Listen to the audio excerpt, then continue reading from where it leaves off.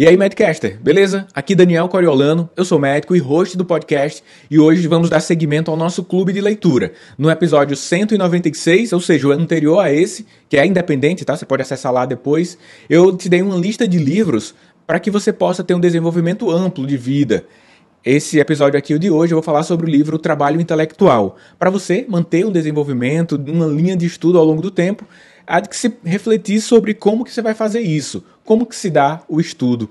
E há uma contribuição importante do Jean Guiton através desse livro seu que se chama O Trabalho Intelectual e você vai ter acesso aqui aos meus comentários hoje no nosso clube de leitura. Se você quer aprofundar no nosso clube de leitura, eu vou deixar todas as recomendações de como que você pode fazer isso, participar do nosso grupo aqui na área de descrição. Mas hoje você vai já sair daqui com conhecimentos aplicáveis e, sobretudo, há uma margem intensa de plano de fundo para você refletir sobre o que é esse desenvolvimento para além do aplicável ali, de um uso imediato, mas para uma evolução de espírito, uma evolução maior enquanto humano. Então, prepare-se que o conteúdo de hoje está muito forte e vai impactar bastante para você e para o meio em que você influencia. Mas antes de a gente começar aqui o episódio, eu quero convidar você, profissional de saúde, para que conheça uma plataforma onde você pode ter acesso a exames dos pacientes, dados de gestão, histórico de saúde de todos os pacientes, além da possibilidade de participar de discussões clínicas com outros especialistas, tanto sobre os resultados dos exames, quanto discussões relacionadas aos casos clínicos. Estou falando do NaviPro, que é uma plataforma de gestão de pacientes feita para profissionais de saúde, pois a gente sabe que a tecnologia hoje ajuda bastante na implementação das melhores condutas para os nossos pacientes, além de proporcionar uma organização das informações que geramos na assistência de saúde, e o NaviPro se propõe a isso. Se você está sempre disponível para os seus pacientes, as informações dos seus pacientes precisam estar sempre disponíveis para você e com isso você poderá tomar as melhores decisões clínicas para aquela pessoa que você acompanha. Se chama NaviPro, é uma plataforma de gestão de pacientes feita para você.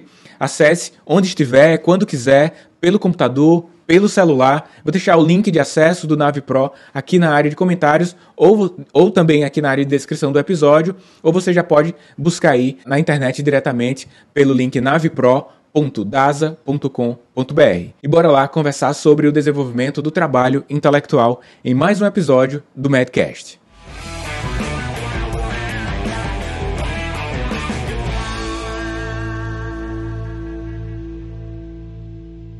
Atualizar a nossa inteligência, no nosso clube de leitura de hoje eu trago o livro de Jean Guiton, O Trabalho Intelectual. Esse livro aqui foi publicado em 1951 e traduzido há pouco tempo aqui para o português do Brasil.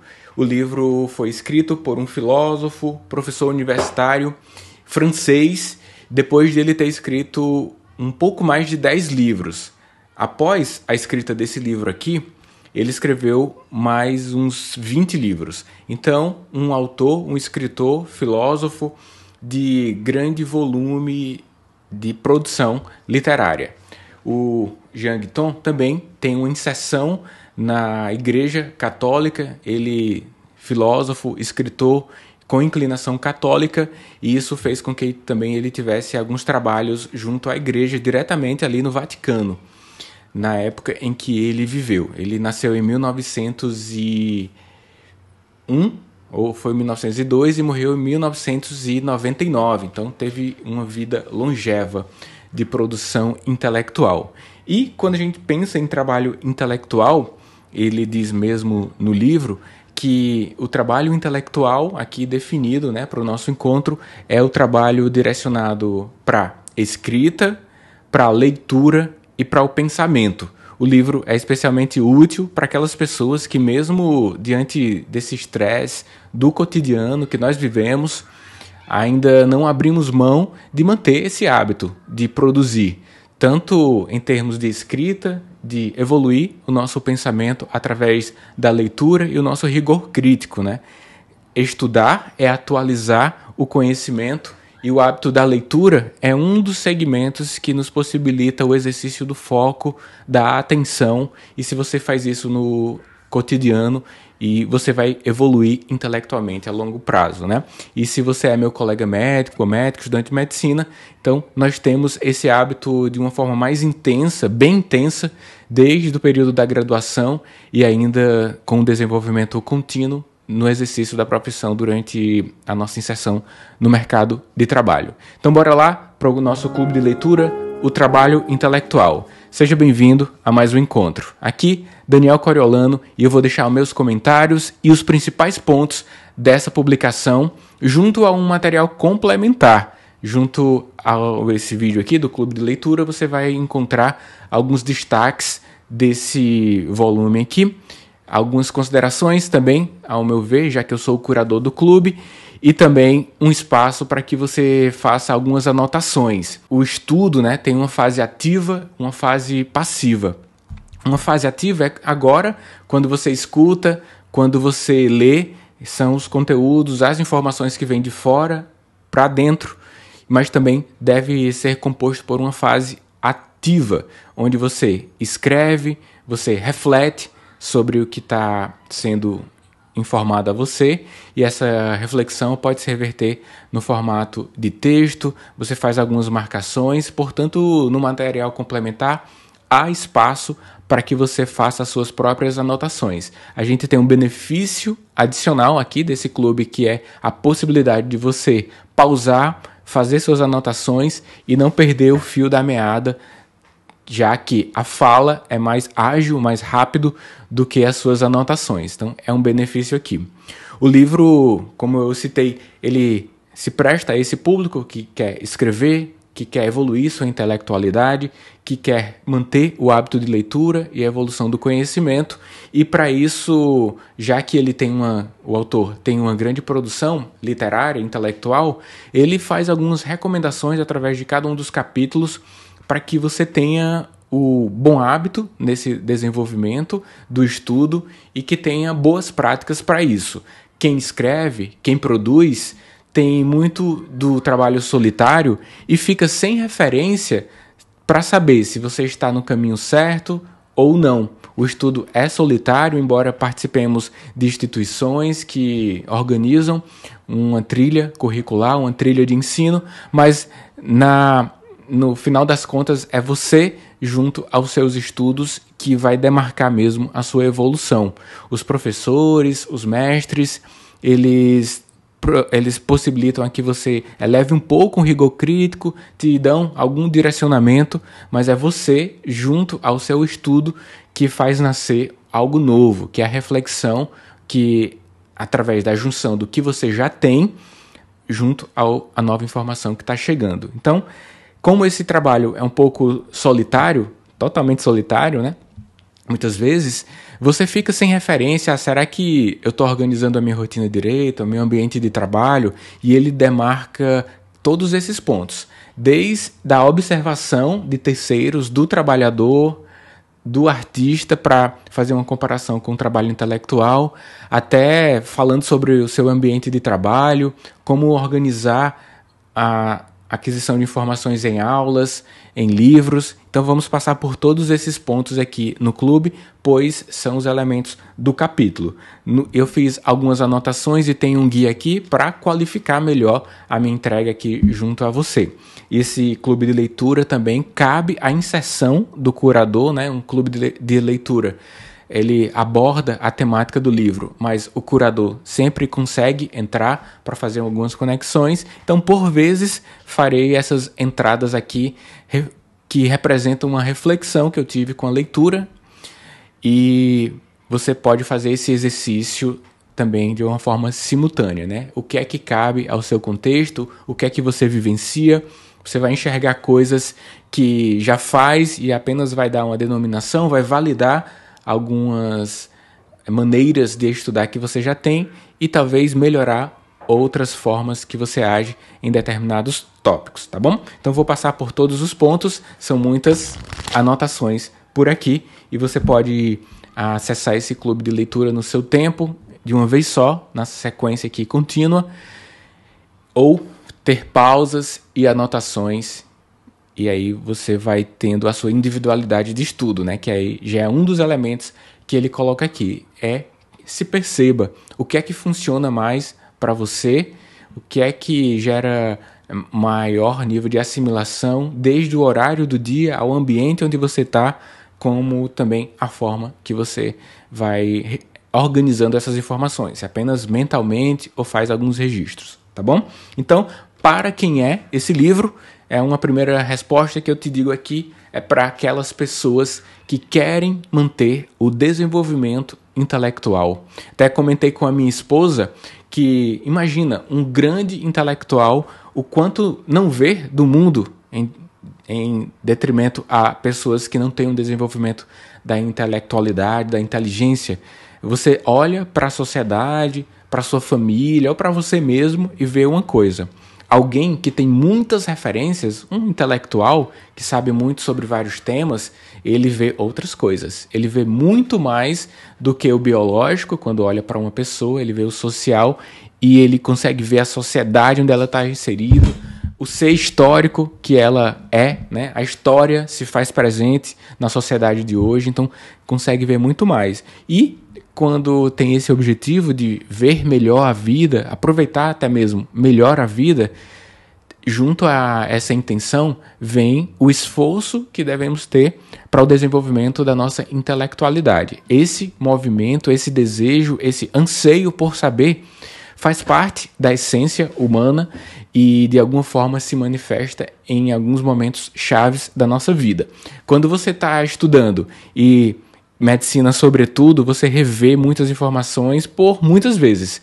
Por exemplo, trabalhando com pacientes hipertensos, eu vejo e revejo diretrizes de 2 em 2 anos, pelo menos, para atualizar o conhecimento. E quando leio, desde a fisiologia, que muda pouco, né, até as condutas, sempre assimilo algo novo. E aquilo me deixa muito feliz e às vezes eu até rio, dizendo, eu não tinha percebido esse aspecto antes.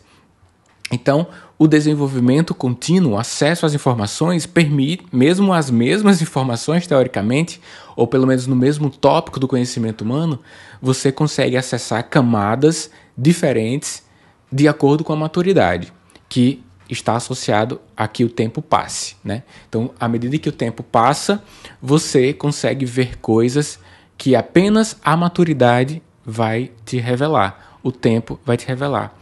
E, além do tempo, né, da maturidade, é o tempo de exposição às informações. Você pode ter uma pessoa com 20 anos com uma grande bagagem literária e outra pessoa de 50 com uma baixa bagagem literária, menos referências do que aquela com 20. Então, além do tempo, está associado à maturidade, tem também o volume de informações e repertório mental que você teve. Ler livro após livro, volume após volume, não representa propriamente a evolução da sua intelectualidade.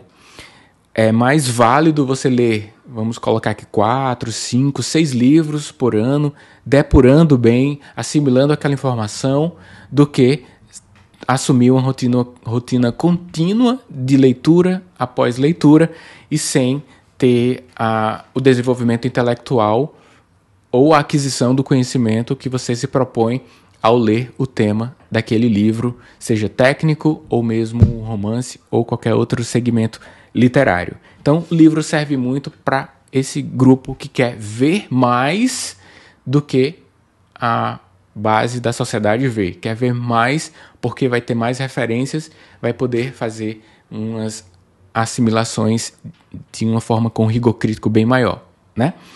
O que leva muitos de nós mesmo a ter um desânimo com o estudo é possível que seja a maneira como estudamos. Quando não temos técnicas, cada vez de uma maneira, a gente pega um livro num ambiente caótico e começa a ler, o ambiente não foi organizado para aquilo, ou mesmo pega uma literatura, uma referência, seja técnica ou não, de literatura de desenvolvimento humano ou qualquer outro aspecto, romance, você pega sem saber um pouquinho o que esperar daquilo e se decepciona nas primeiras letras, nas primeiras folhas, páginas. Então, essa desorganização contribui para que tenhamos desânimo para o estudo. Então, ter método, ter técnica, facilita e diz o que esperar e dá uma certa previsibilidade ao que vem pela frente, haja visto que você não vai gastar energia mental para refletir sobre outros aspectos. Você vai se concentrar na obra, no desenvolvimento. Você já passou por um momento em que estava estudando e nem viu o tempo passar? Então você entrou nesse momento no estado de flow, no estado de conexão com o conhecimento e com a reflexão. É até colocado no livro que essa dicotomia existe no intelectual. Qual é a dicotomia? Ao tempo que você tem foco no que está sendo colocado, eu vou colocar aqui especificamente numa leitura, mas pode ser aqui, por exemplo, no nosso encontro online, mas ao tempo que você tem foco naquela informação, seja aqui pelo vídeo, ou seja, pela uma leitura, você deve se abster um pouco e se abstrair um pouco para conectar com o que você tem. Por quê? Porque desses dois reagentes nasce um produto que é seu, é o seu pensamento, a sua forma de pensar. Vem uma informação nova, soma com o que você já tem e reflete aquilo em um produto significativo que representa a evolução do seu conhecimento, do seu nível crítico, do seu olhar sobre as coisas, sobre o tema que está sendo estudado por você. Então, esse desânimo é um dos elementos que a gente deve deixar de lado, mas só conseguiremos fazer isso se a gente tem um certo método para, desde a escolha do estudo até a reflexão sobre o que está sendo escrito ali ou está sendo acessado. Essa junção é relevante a todo momento, senão fica muito passivo, só passivo. Então tem que fazer aquela soma. E o autor fala sobre a nossa energia mental. O que é que ele fala sobre a nossa energia mental? Que nós temos uma certa avaliação, um certo entendimento de que a nossa energia, que é abundante, é inesgotável ao mesmo tempo. E isso não é verdade. Imagina, tem essa imagem mental, né? Na leitura eu me permiti ter essa imagem mental. É como se a gente tivesse, ao longo do dia, 4 horas de foco, de estudo, uma bateria que durasse 4 horas de atenção plena para o conhecimento adquirido através da leitura ou de vídeo. E essa bateria vai se esgotando com qualquer coisa. Se você faz uma escolha, por exemplo, por ficar 2 horas na rede social, gasta 2 horas dessa bateria de foco. E se você gasta mais 2 horas em uma leitura de desenvolvimento técnico, gasta mais 2 horas. Após isso, após essas 4 horas, você não tem mais chances de ter uma boa assimilação do conhecimento. Então, ter noção de que temos um esgotamento mental ao longo do dia é fazer o bom uso da nossa mente, das nossas capacidades, da nossa energia. Então, imagine que tem um volume de horas, algumas pessoas têm mais, outras pessoas têm menos horas nessa bateria, porque ao longo do tempo você vai desenvolvendo essa capacidade de ter mais ou menos foco, atenção e capacidade de assimilação, e você vai gastando isso ao longo do dia. Então, por que ter essa imagem mental? Porque ao longo do dia, de uma forma rígida e crítica, com pouca flexibilidade até, você deve ter a consciência de fazer o direcionamento desses recursos, desse recurso cognitivo, dessa energia mental. Vale a pena fazer esse direcionamento aqui para ficar um grande volume de horas na rede social ou acessando algo, maratonando uma série que está associada ao meu lazer, mas você percebe que está ultrapassando do foco, né? Inclusive, ele coloca aqui uma diferença de trabalho e de ocupação, mas eu posso fazer uma extrapolação aqui para o acesso a conteúdos de entretenimento, né? Fazer o bom uso do tempo no momento de entretenimento também possibilita a que nós possamos nos elevar em conhecimento, né? Não é porque estamos em um momento de ócio ou de não trabalho que aquele momento será desprezível para a evolução do nosso conhecimento. Por exemplo, o cinema, a sétima arte, é tida como um grande mecanismo, uma grande ferramenta de acesso a informações com referências visuais ali e auditivas, né? Quem tem um home cinema dentro de casa consegue ter a experiência total do som também, além da imagem.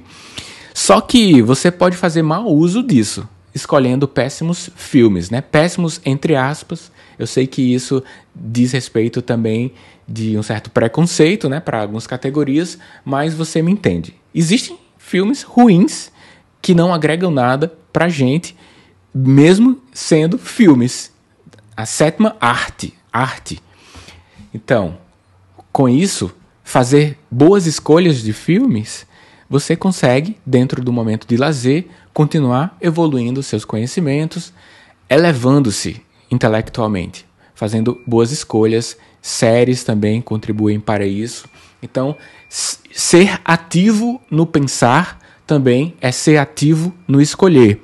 Não deixar que a todo momento as escolhas sejam terceirizadas. Por exemplo, as recomendações que aparecem de compras, as recomendações que aparecem ali nos filmes, né? Então você tem que ter atividade, né? Tem que ser ativo nas escolhas para que esses momentos de lazer também possibilite que você se eleve. Normalmente você está com outra pessoa e essa conversa com outra pessoa é um mecanismo de transformar a sua reflexão em algo palatável, falável, viável textualmente, e isso gera algo positivo e manutenção a evolução da inteligência. Quando você dialoga com outra pessoa, você coloca-se em uma oportunidade de contraditório. A pessoa pode não concordar, você faz um certo ajuste ali, e quando essa pessoa que está ao seu lado é seu amigo, amiga, esposo, namorada, esposa, todo mundo ali, isso fica bem melhor, porque você fica livre e com menos amarras para expor aquelas ideias iniciais que aos poucos vão tendo um certo polimento até chegar à ideia que você vai formar sobre o tema. Conversando sobre um relacionamento que está no filme, no romance ou num seriado de ficção científica, você coloca uma posição, a outra pessoa coloca outra posição e você, em alguns minutos, chega à sua opinião formada sobre aquele tema ali com a ajuda de um interlocutor. Então isso é benéfico também, o autor coloca isso como uma oportunidade de evolução até mais rápida quando você tem alguém do seu lado para discutir o tema que você está estudando ou acessando aqui, como o exemplo que eu citei, assistindo o seriado com alguém. Mas também serve para a leitura, né? Após a leitura, você tem alguns tópicos na mente e conversar com outra pessoa sobre aquilo, que é ensinar, até certo modo, vai fazer com que você tenha um melhor desenvolvimento intelectual. E o leitor entende muito forte com esse livro aqui, que o espírito aprende a ter concentração ao tempo que encontra o seu ponto de aplicação. É citado por esse autor, o Jean Guiton, também por outros autores que falam sobre vida intelectual, espírito, né? Essa palavra espírito. Embora para esses autores não haja divergência entre corpo e alma, espírito, né? O termo espírito é muito utilizado para um trabalho, para uma visão metafórica do nosso ser.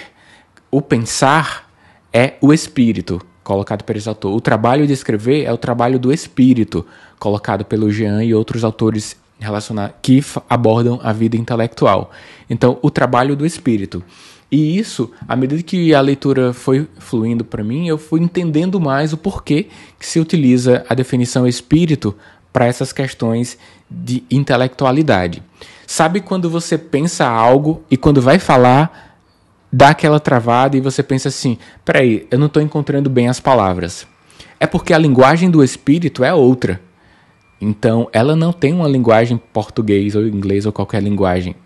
E sequer mesmo tem uma linguagem textual. A linguagem do espírito é outra. E a sua mente, o seu cérebro, entende.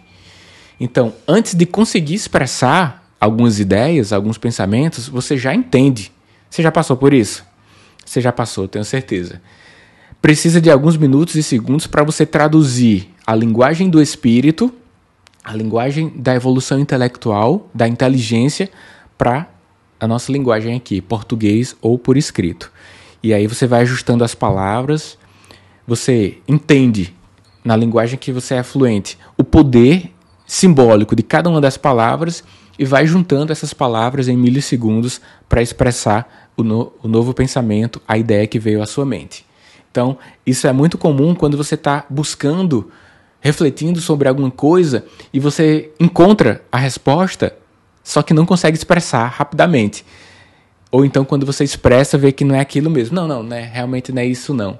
Então, são respostas que vêm do Espírito, que vão sendo traduzidas aos poucos, em segundos, para se expressar em termos de palavras, como eu estou citando aqui, né? O meu espírito, a minha reflexão sobre o livro, junto à minha vivência, está fazendo essa entrega, essa tradução em termos de palavras aqui no nosso encontro do Clube de Leitura.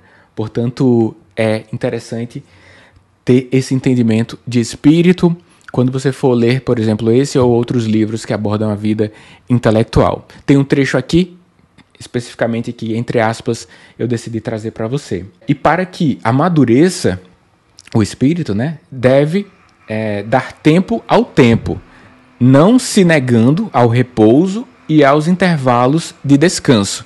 Isso é importante, né? Ele coloca sempre isso, que o tempo faz parte do nosso desenvolvimento intelectual. Você não consegue, por exemplo, maratonar um livro e ter um bom entendimento daquilo logo após a leitura, mesmo que seja um livro pequeno. No outro dia após a leitura, você vai ter um entendimento mais significativo sobre o livro. Às vezes você até sonha, né?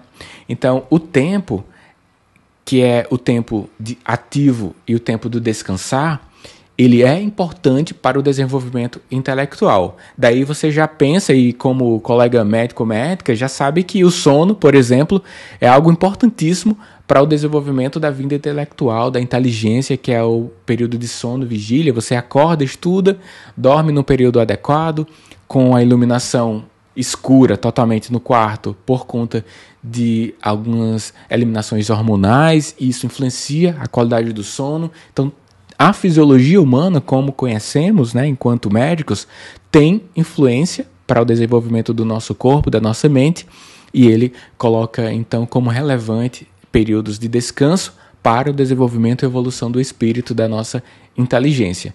Então, não conseguimos ter uma evolução intelectual em um curto período de tempo.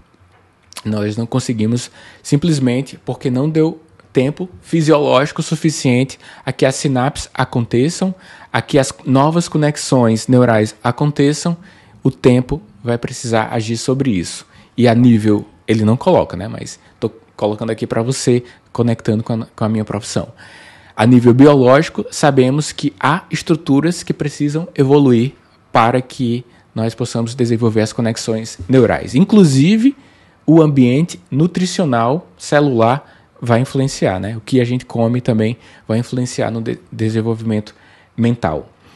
No capítulo 1, que o título é Observando como os outros trabalham, o Jean Guiton, ele observa algumas profissões e diz assim, a gente deveria olhar para essa profissão aqui porque eles têm a nos ensinar enquanto pensadores, enquanto trabalhadores do âmbito intelectual.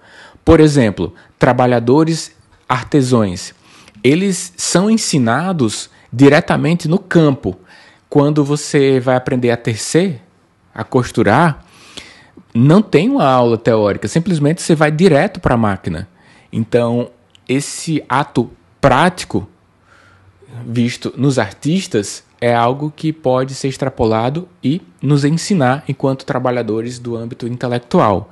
O que se reverte aqui em termos práticos? É que não apenas o que está de fora que entra na gente será significativo. Ele deve sair por uma via ativa, que é a escrita, que é a utilização daquele conhecimento. Outro ponto relevante também, que o Jean Guiton coloca como uma possibilidade de a gente ter a inspiração nos artistas, do pintor, por exemplo, é prazo. Então, os artistas, segundo o Jean Guiton, pintores, eles trabalham com prazos, em virtude das encomendas que recebem. E ele até brinca no livro, eu entendi como uma brincadeira, né, que se esses artistas não recebessem encomendas, eles passariam o dia sem fazer nada, entendeu? Então, a pressão pelo prazo é algo que podemos colocar para a gente também. Então, o que é que se reverte na prática? Meta de leitura, quantidade de horas ou de páginas que você lê ao dia, quantidade de livros que você lê ao ano, quantidade de textos reflexivos que você escreve. Não sei se você tem esse hábito, eu tenho esse hábito de escrever, até por o meu posicionamento dentro da minha carreira, que envolve o desenvolvimento intelectual, enquanto professor, que eu sou, da pós-graduação, e produtor de conteúdos relacionados à carreira médica, escritor de livros. Então, eu sempre busco colocar esse hábito da escrita como ativo para o meu cotidiano. Acho que quase todo dia eu escrevo poucas ou muitas palavras e coloco no blog, porque é uma forma de desenvolver o meu pensamento a partir dos livros que eu venho lendo ao longo do tempo. Então, você pode fazer isso, esse desenvolvimento por prazo, colocando que vai escrever. Então, imagina que sua rotina de estudo seja fazer uma leitura de 10 páginas por dia e um texto que revela o que eu entendi sobre essas 10 páginas. Então, você pode fazer muito bem isso. É uma meta que você coloca, estipulada também no formato de prazo. Então, você tem 1h30 de estudos, 1 hora para leitura e 30 minutos para escrita sobre o que eu pensei. Método é importante para o desenvolvimento intelectual, tá bom? Às vezes pode ir ficando complexo, mas no cotidiano aquilo se torna tranquilo. Se você tem uma família, a família vai se adequar a isso, a rotina vai ser adequada para isso, então vai se tornando tranquilo. É muito importante, e ele cita aqui, que o trabalhador intelectual tenha método. Então, esse é o método que estou colocando aqui. 1 hora de leitura, 30 minutos de escrita, e isso vai assimilar muito mais os conhecimentos. A oportunidade de evolução vem a partir desses mecanismos que você desenvolve e que pratica de uma forma contínua. Repete, repete, repete. Você não tem que ficar pensando a cada vez que vai estudar qual método vai utilizar, porque isso envolve um grande gasto de energia mental. Você já tem que saber que vai sentar naquele local, que a luz naquele local é boa, ao ponto de você conseguir ficar o tempo que você estipulou lá e que após tem uma caneta e um Moleskine, um caderno por perto, para que você faça as anotações. A rotina, de uma forma frequente, vai reduzir o gasto mental com a organização e vai possibilitar que sua energia seja direcionado ao que realmente importa, que é a evolução da intelectualidade e do conhecimento. Que está aí aquilo que eu citei lá no início, quando ele fala sobre que há fim a nossa energia mental, né? E se a gente tem essa consciência, a organização do espaço já pré-estabelecida já é ótimo para o nosso desenvolvimento. Quando a gente estuda, a gente muitas vezes acessa informação imperfeita. Uma leitura que, sobretudo uma leitura técnica, que revela informações incompletas, uma aula que a gente assiste em que o professor não fala coisa com coisa, que o professor não tem qualidade de oratória ou de didática. Na nossa exposição para o desenvolvimento, seja em aulas diretamente com professores e mestres, ou acesso à leitura, podcasts, áudios, extrapolando aqui para vídeo também, nós vamos nos deparar com passagens de conhecimentos imperfeitos.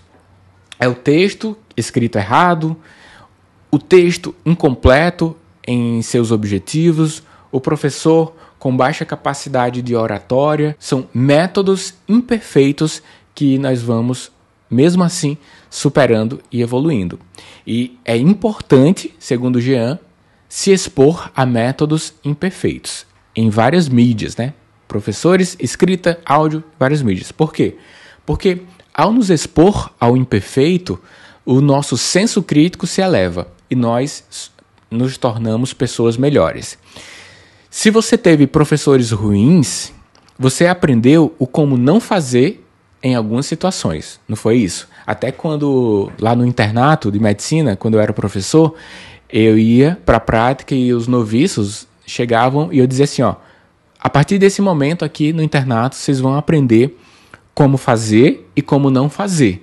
Comigo, com outros médicos que vocês vão ver atuar aqui nesse estabelecimento de saúde. Essa oportunidade, você tem que dar graças aos céus por estar em ambientes imperfeitos. Só assim você consegue se desenvolver. E quando a gente olha isso em termos de sociedade, a sociedade fica melhor.